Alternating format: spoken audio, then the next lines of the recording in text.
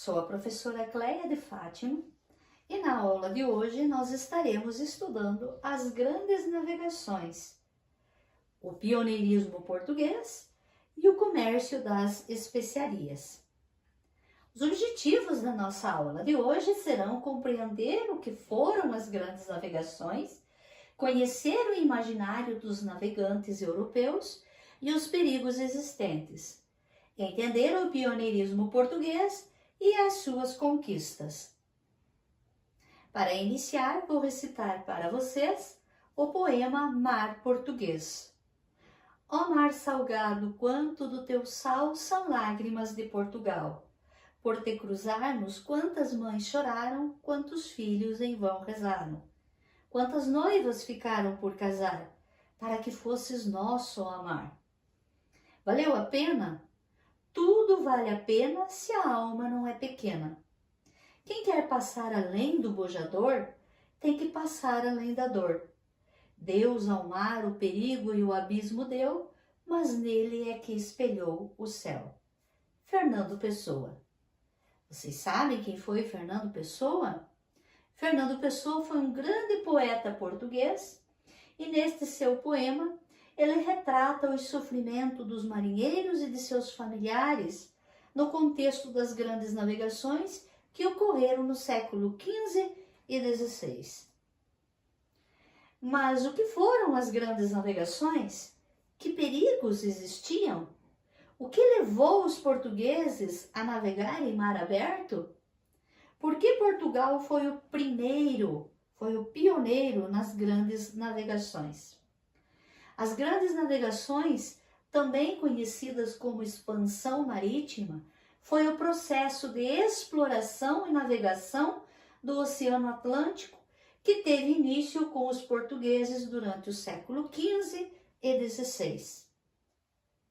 Para que essas navegações ocorressem, foi necessário eles enfrentarem perigos reais e perigos imaginários. Alguns perigos reais, como os ventos desfavoráveis, lembrando que na época aquelas embarcações elas eram movidas com a força do vento. O encalhe, a fome, as doenças, a sede. Era muito difícil estipular o quanto tempo duraria uma viagem. E lugares estranhos.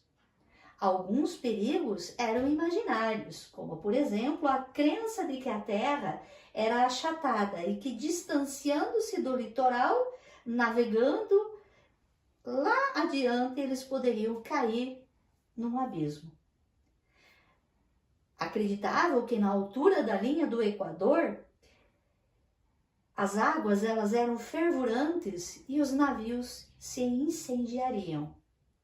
Também acreditavam de que o mar ele era habitado por monstros marinhos. Diante de tantos perigos, o que levou os navegadores europeus, pioneiros, os primeiros portugueses, a navegarem pelo Oceano Atlântico? Entre tantos motivos estavam expandir a fé cristã e combater os infiéis. Esses infiéis eram tidos pelos portugueses como os muçulmanos. A busca pelos metais preciosos e conquista de novas terras. E a conquista de uma nova rota para que eles pudessem obter as especiarias diretamente da fonte, uma vez que os italianos controlavam o Mediterrâneo. Desta forma, os portugueses poderiam participar deste comércio e obtendo essas especiarias diretamente na fonte. Quais eram essas especiarias? Cravo, canela, pimenta, noz moscada, açafrão.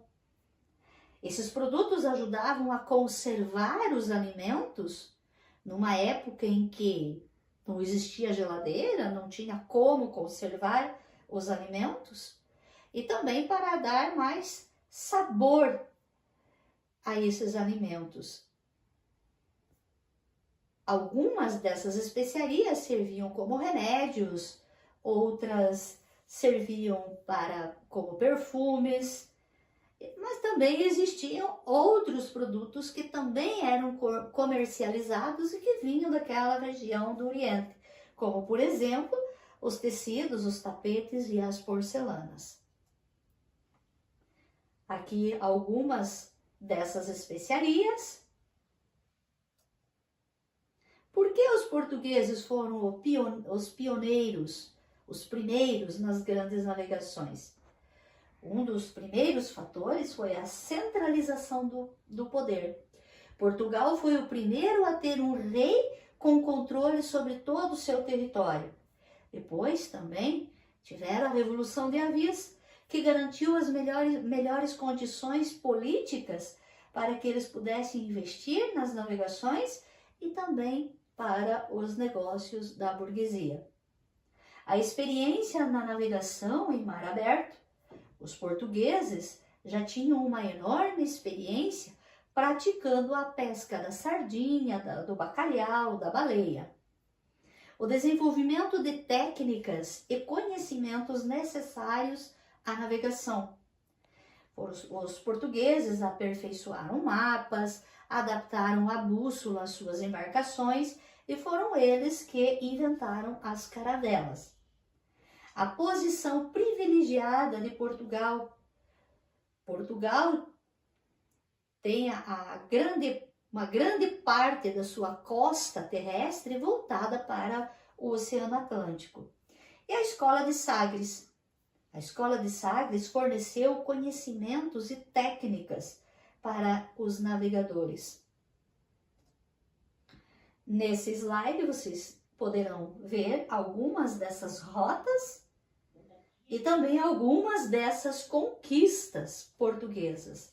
Como, por exemplo, em 1415, eles já conquistaram Ceuta, no norte da África.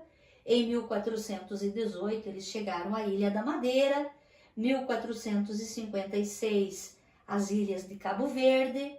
1434, eles já ultrapassavam o Cabo Bojador. E em 1488, Bartolomeu Dias já ultrapassava o sul da África, contornava o sul da África, o Cabo da Boa Esperança. E somente em 1498, Vasco da Gama chega à origem das famosas especiarias. Ele chega em Calicut, nas Índias. Vasco da Gama retorna dessa viagem levando consigo uma grande fortuna em especiarias. Depois, apoiados em suas feitorias africanas, asiáticas, americanas, os portugueses passaram a controlar boa parte do comércio no Oceano Índico e Atlântico. E agora nós vamos para a nossa atividade. Então, divididos em grupo com 4 alunos, cada um irá produzir uma pergunta com uma resposta nesta ficha. Depois de elaborada essa pergunta com essa resposta, vocês vão desafiar os colegas do seu grupo a responder a pergunta que você elaborou. As próximas rodadas, vocês deverão fazer a troca com os componentes das demais equipes. Vai ganhar quem acertar mais questões. Também aqui, como atividade, vocês poderão estar acessando este link para que vocês possam fazer um quiz e desafiar também os seus colegas. Então, mão na massa. Após a atividade, nós vamos então agora retomar um pouco daquilo que nós vimos na nossa aula de hoje. Primeiramente, que as grandes navegações foram as viagens pelo Atlântico no século XV e XVI. Conhecemos um pouco dos perigos reais e imaginários que estavam na mentalidade europeia. Vimos que a busca de um novo caminho foi muito importante para que os portugueses obtivessem essas especiarias diretamente na fonte, participando deste comércio e obtendo muitos lucros. E e os fatores do pioneirismo português, como a centralização do poder, a Revolução de Avis, a experiência nas navegações, a posição geográfica e a escola de Sagres. Vimos também algumas conquistas portuguesas até que eles conseguissem chegar às Índias e também a chegada ao Brasil em 1500. Na próxima aula nós estaremos estudando a chegada de Cabral ao Brasil, conheceremos o projeto de navegação e conquistas espanhola e também as consequências das grandes navegações. Então, até lá!